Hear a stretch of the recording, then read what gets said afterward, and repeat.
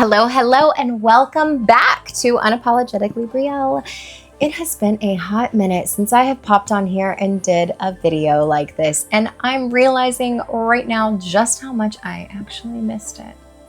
Like, I kind of love expressing myself here and sharing different parts of my past or my processes with you because, yeah, I'm enjoying it. That's all. I'm just enjoying it.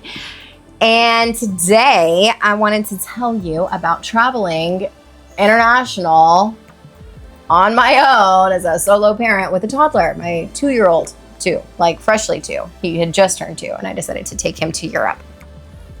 As you saw from my last 2 previous videos, we went to Portugal and we went to Ibiza. Now, ever since he was born, we've traveled a lot. We've gone back to the States a lot, like every couple of months, every few months, sometimes every month. Like, it's just been pretty frequent, which has been a blessing. But whenever we travel to the States, I've got friends, I've got family that help me out with Lyric or give him attention, or like I'm able to like have a little break or a moment. And here in Costa Rica, we have our nanny who he's with right now. And we have her, 2-3 days a week, but like just that little bit of help is a huge, huge thing for me.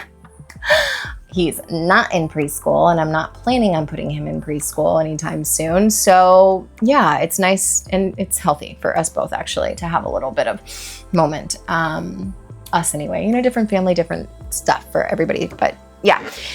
Nevertheless, this was my first time traveling somewhere new with him all by myself. And we went to Portugal first, as you saw from the video. And honestly, I would love to go back to Portugal and rent a car and travel all around the country and explore different places. I was thinking about doing that this trip, but I didn't want to overwhelm myself or overwhelm Lyric. And I'm really glad that I did that because honestly, right before we left for Europe, it had been maybe like 3 weeks of Lyric having massive meltdowns. And I was like a little delulu, and I was kind of like, oh, like, it's okay. Like, these are gonna go away before we go to Europe. Like, this is not a long-term thing. Like, it's not a long-term thing because they are gone now, but at the moment, like, no, they were definitely at the height of the meltdowns were at their height when we left. And the first few days, it also could have been the time change and experiencing jet lag, but the first few days were brutal. And when I say brutal, I mean brutal. Like 4 massive meltdowns a day. I was really questioning myself. I was like, what did I sign up for? What did I put myself in? And then my mom was like, I told you should wait until he's older. And I'm like, whatever. But he leveled out. And the last part of our time in Portugal, he was pretty good. And Portugal was beautiful. It was very busy in the location that I decided to take us to. And yeah, it was crowded. It was just crowded. I'm not a person that likes a lot of crowds. So that was hard. A 2-year-old that's just like taken off everywhere. And it was kind of intense to like keep up with him in such a busy place. Luckily, the Airbnb that we were staying at, which was super cute, on the marina, beautiful marina, but it was on the end of the marina. So it was kind of quiet on that end. And then you would walk down the marina, like boardwalk, and you would get to restaurants that were playing music, and then you could go across the bridge, the pedestrian bridge, into Old Town where there were tons of restaurants and tons of people and tons of shops, and it was really beautiful and cool. It was the perfect blend, Lagos, Algarve, Portugal, perfect blend of natural beauty and history. There was a lot of history there, and the cobblestone was like, it was like flat stone. It's not really cobblestone. So it was really easy for him to walk on, and it was easy for me to push the stroller on it. And once you got into Old Town, there were a lot of hills, which was harder with the stroller and with him. But for the most part, like, it was pretty easy for us to get around. I didn't have a car. We just kind of explored on foot. And then we took this very cute little train bus that is like a tourist bus. It's called a tourist train. And Lyric absolutely loved it. He's like, definitely thought it was a train. But we took that, and it has like 9 different stops through the town. So it was like €5 for the whole day. And then we could just like pop off in all these spots and explore, and then pop back on. So super fun and super cute. And it was a lot of energy. It was a lot of work for me. And as far as like keeping up with him and being on my own in a new environment, and navigating these like huge meltdowns. And I'm just so grateful for beautiful people. I think that I realize like how beautiful humanity is when I'm traveling, because especially now as a mother, because people help you.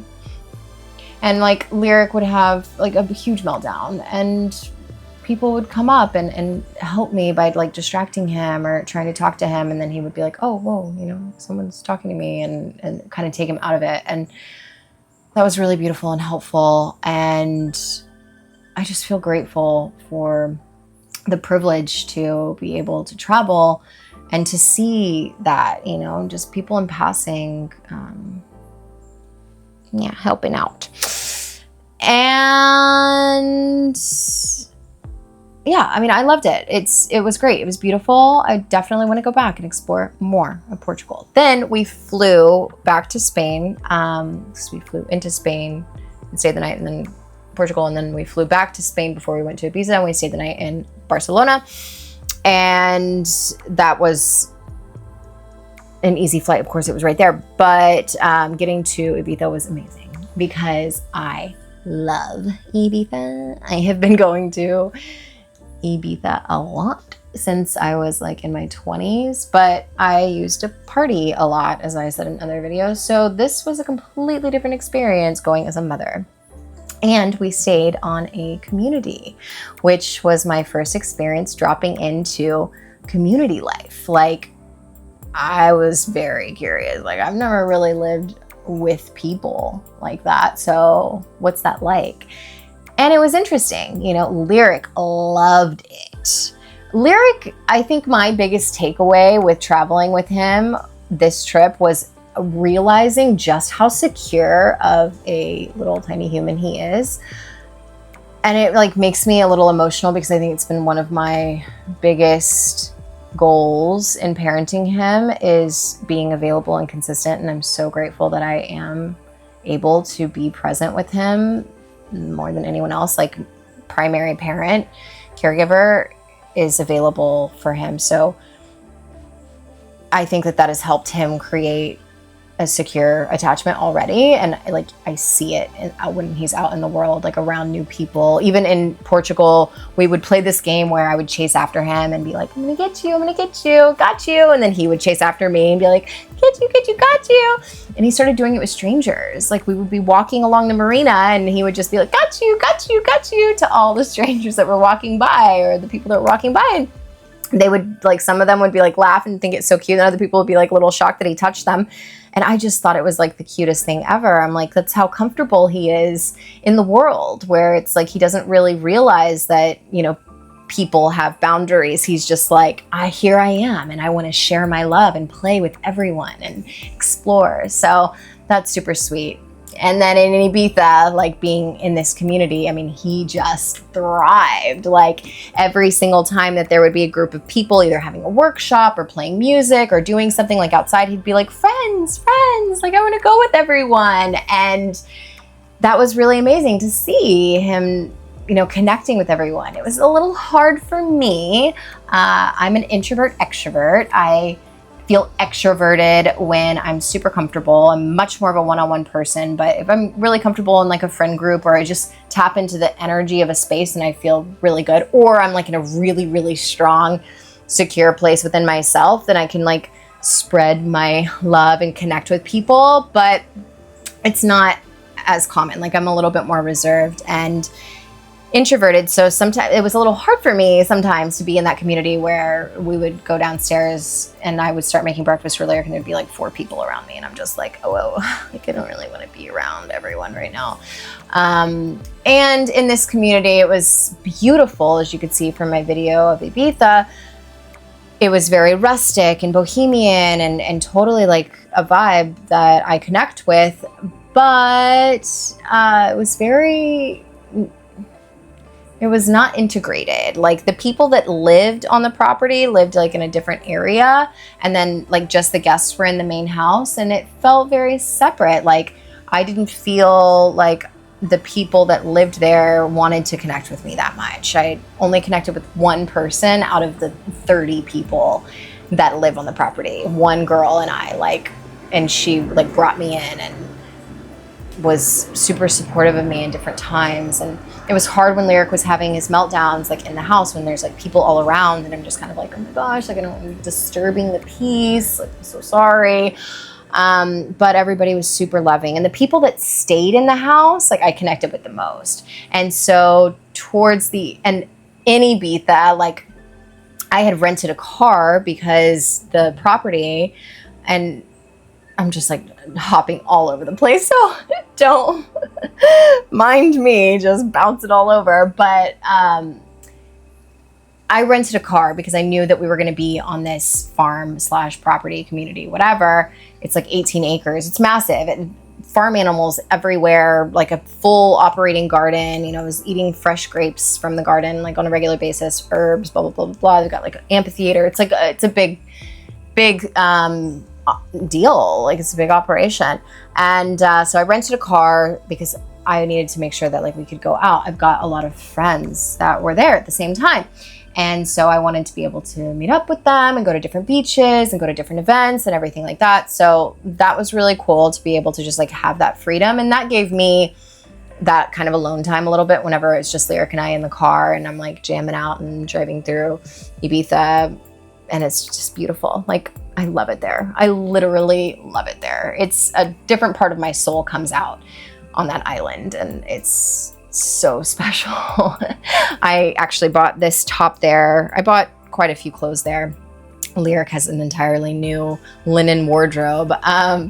But this particular top was made from a mother and daughter's company. And the mother started this company like 30 years ago. And it's a knit top that she used recycled cotton from. So it's recycled cotton that then is made into a new thread, and they dye it and they make these pieces. And I actually wish that I had gotten other styles. I just got this style and I'm like, this is great for Costa Rica, but like I wish I would have gotten longer ones too. Anyways, nevertheless, so many things like that. Like the hippie markets are so beautiful and so cool, and the stuff is just epic. And yeah, it's definitely more my frequency as far as like expression goes. It's very creative. It's got a lot of culture, and there's just a lot of freedom there.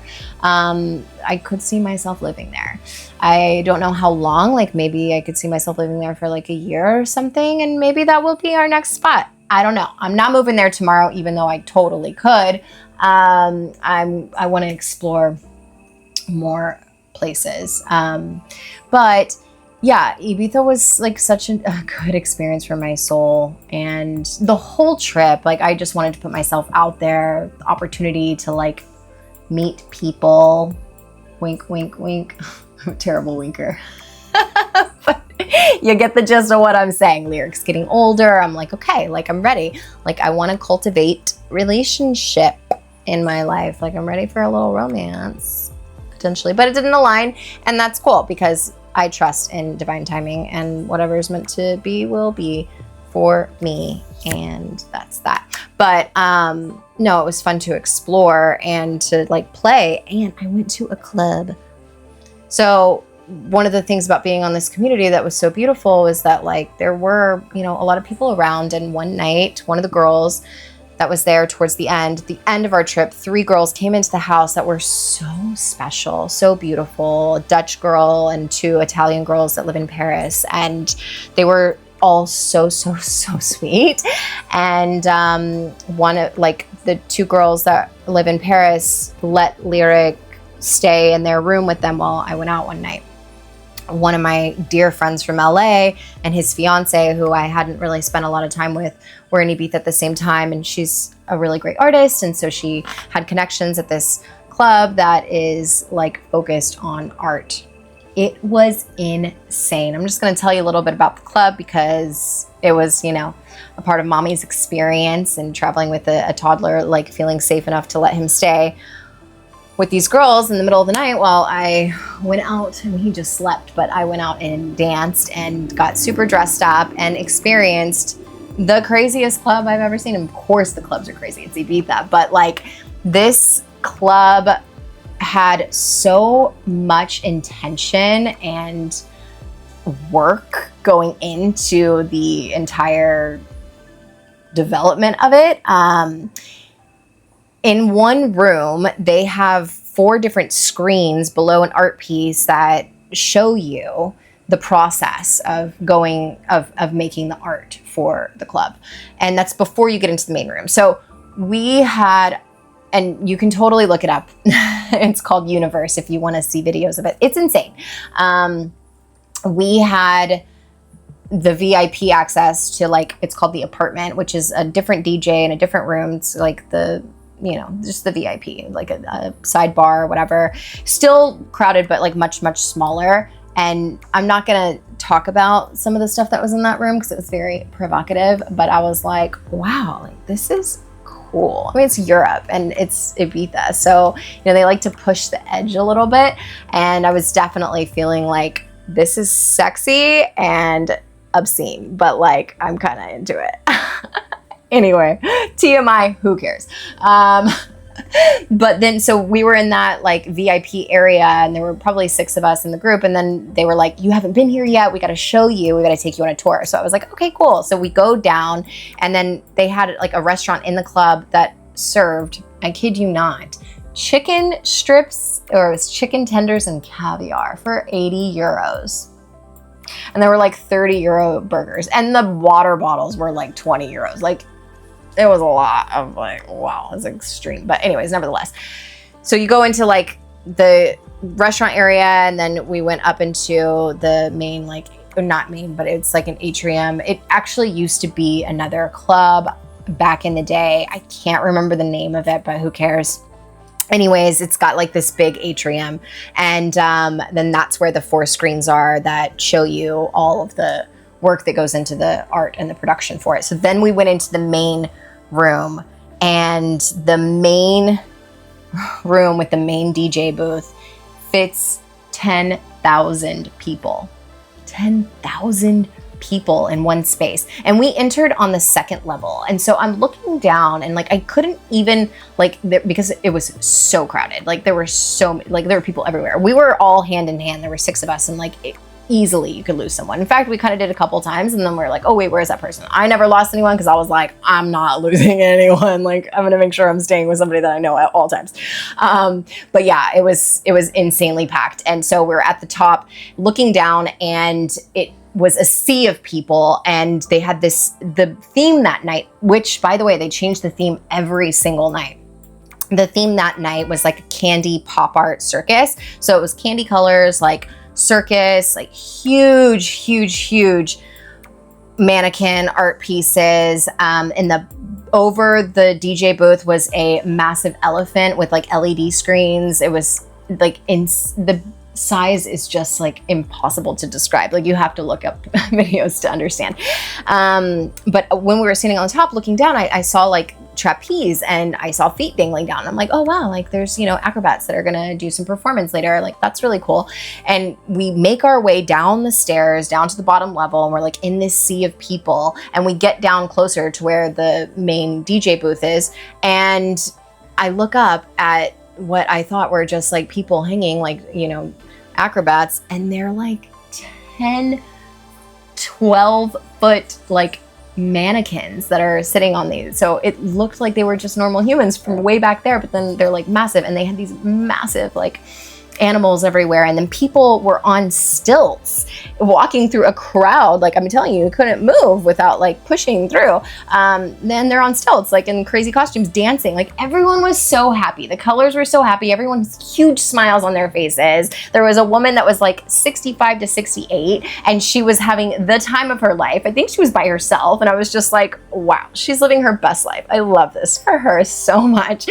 And then there were like 19, 20-year-olds that are just like not in insecure at all. They're just like, you know, having a great time. Everybody was so happy.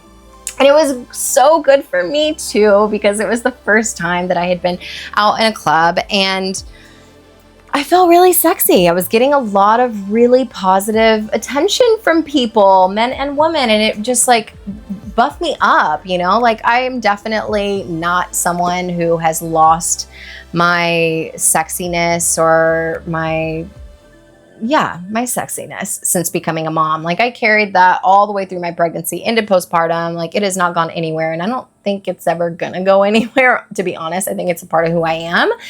And I love that for me because it's fun and I like expressing myself through that. And yeah, I mean, I do it online all the time, but to like be in a club receiving energy when there's like models everywhere, it felt really good. And I was just like, oh yeah, she's still got it. She's still got it.